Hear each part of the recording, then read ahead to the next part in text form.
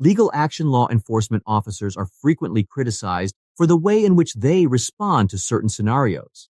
Let's have a look at some of the situations in which crazy policemen have been taken into custody. 1. Christopher Dorner.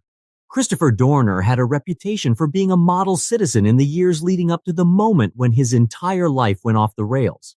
He was a decorated athlete, as well as a law enforcement officer and a veteran of the armed forces.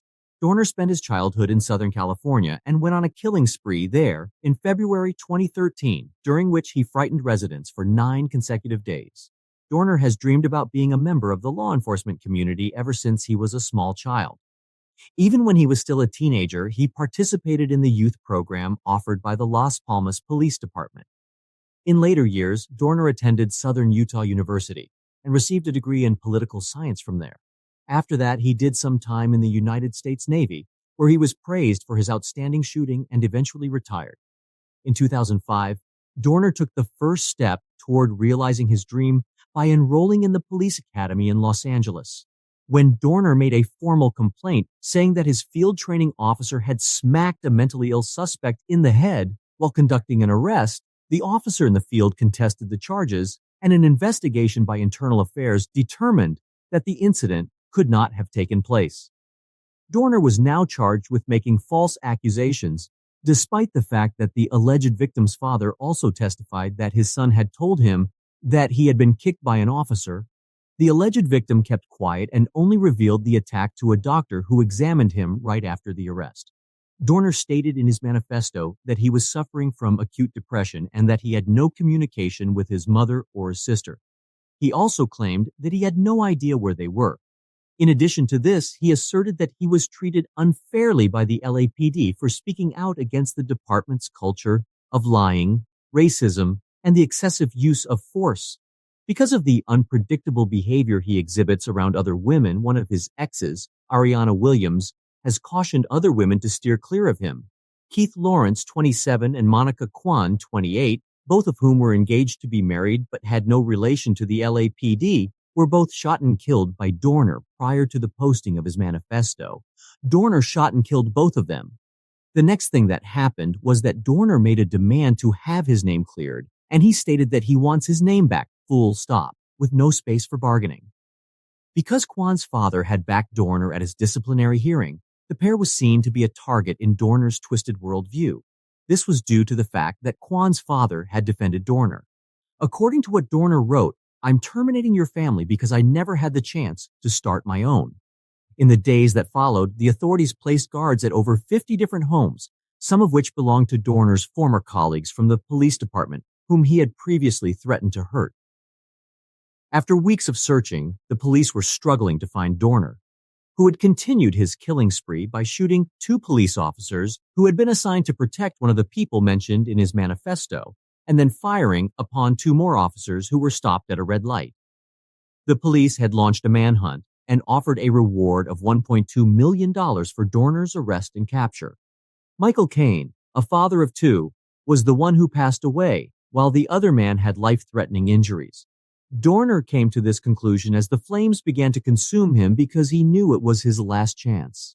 However, it did appear as though some people in Los Angeles, particularly among minority populations that had long suffered the inequities of the policing system, associated Dorner's manifesto. The bones that were found burned inside the cabin were positively recognized as belonging to Christopher Dorner by the medical examiner. One or more of the policemen claimed to have heard the sound of a single gunshot coming from within the cabin. After 2 days, the stalemate was finally resolved. During a community forum, a man from Los Angeles told LAPD Police Chief Charlie Beck, "I don't defend what Dorner did, but like many in the community, I believe what he said." The guy was referring to the actions of Dorner. Even the commissioner of the Los Angeles Police Department, William Bratton, was obliged to recognize that the public's suspicion of badge holders is growing. People raised their own grievances against the police at the same time as pages were created in support of Dorner. According to Renford Reese, a professor of political science at California State Polytechnic University, Dorner is a product of our institutions. These institutions include our education system, our military, and our police. Somehow, all of these things converge to create a monster. Of course, Dorner is a murderer. Of course, he did wrong. Of course, we grieve for the families he left behind. Of course, we grieve for the families he left behind. 2. Volpe.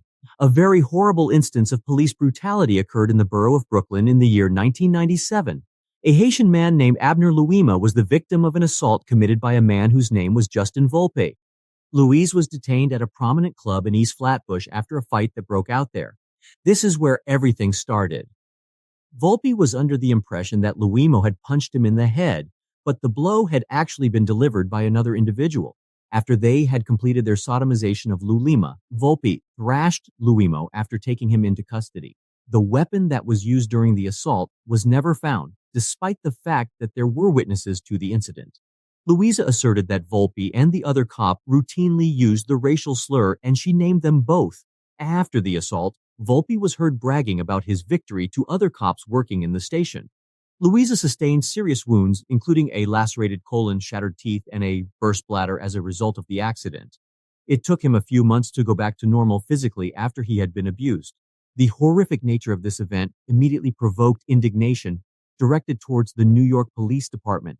Thousands of protesters, in addition to calling for justice to be served to Abner, denounced the New York Police Department's slogan, which is decency and professionalism.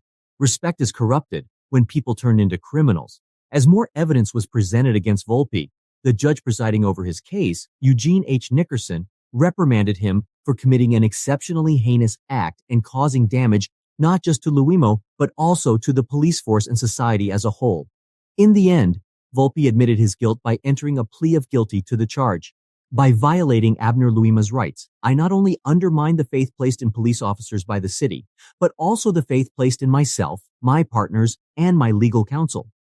Bolton asserted that the judge convicted him of vultures and sentenced him to 30 years in prison, explaining that there is no more horrible abuse of authority than vultures, other than premeditated murder. Volpe stated in his statements to the court that he had come to the conclusion that the matter involves more than just him and Abner Louima's hope.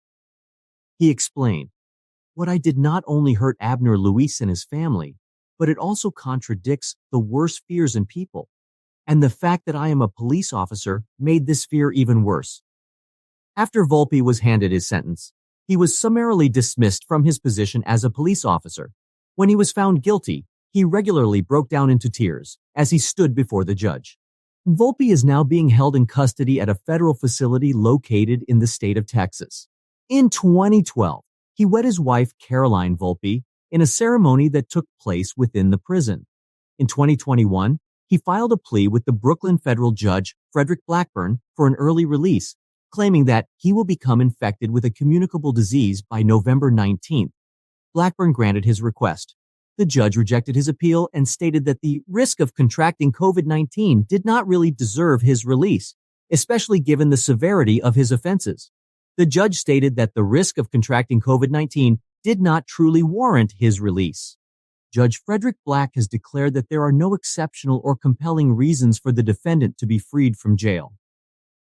Hope, who was incarcerated at the time, stated in a letter, "I do not seek to evade justice for my crime. After more than 21 years spent behind bars, I can safely say that I have completed the vast majority of my sentence. It is my family that is taking the brunt of the punishment. In any event, taking another look at the components does not make it reasonable to recommend a lesser sentence when taking into account the gravity of the crime and the surrounding circumstances." If you want to see more films like this, subscribe to the channel, and if you want to offer your thoughts on this topic, feel free to do so in the comments area below. Thanks for watching.